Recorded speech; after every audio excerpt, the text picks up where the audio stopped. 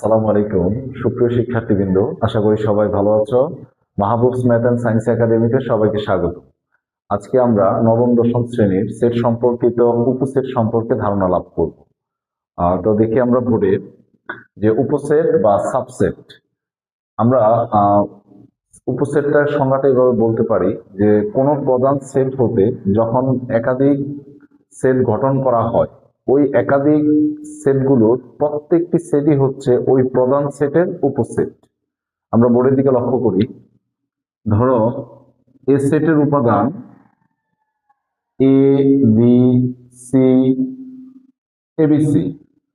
এখন এই এবিসি থেকে যদি আমরা এইভাবে কোনো একটি সেটের উপাদানকে এভাবে করি A B C, A B C, তারপর এ বি, তারপর এ সি, তারপর হচ্ছে বিসি এবং লাস্টে একটি ফাঁকা সেট। এই প্রত্যেকটি দেখো প্রধান সেট হচ্ছে এ সেটের প্রধান সেটটি ছিল এবিসি। এবিসি থেকে এখন একাধিক সেটে কিন্তু পরিণত হয়েছে। এই প্রত্যেকটি সেট যারা পরিণত হয়েছে, এই প্রত্যেকটি সেটই হচ্ছে ওই প্রধান সেটের উপসেট। নিশ্চয়ই বুঝতে পেরেছ। এবং ফাঁকা সেটটিও কিন্তু ওই উপসেটেরই ফাঁকা সেটটিও হচ্ছে ওই এ সেটের উপসেট বা সাবসেট। এখন উপসেট বা সাবসেটকে আমরা প্রকাশ করি এই চিহ্নটি দ্বারা।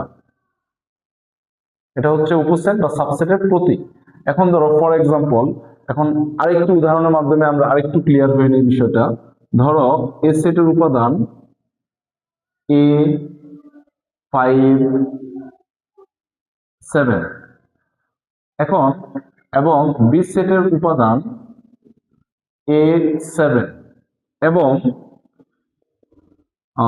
সি সেটের উপাদান ধরো 5 7। তাহলে লক্ষ্য করে দেখো, এই যে প্রধান এ সেটটা হচ্ছে এ 5 7, বি সেট এ 7 এবং সি সেটের উপাদান 5 7। তাহলে বি সেটের উপাদান এ 7, এ সেটের ভিতরে কিন্তু এ 7 আছে এবং সি সেটের উপাদান 5 7, এ সেটের উপাদানের ভিতরে কিন্তু এই দুইটা উপাদান আছে।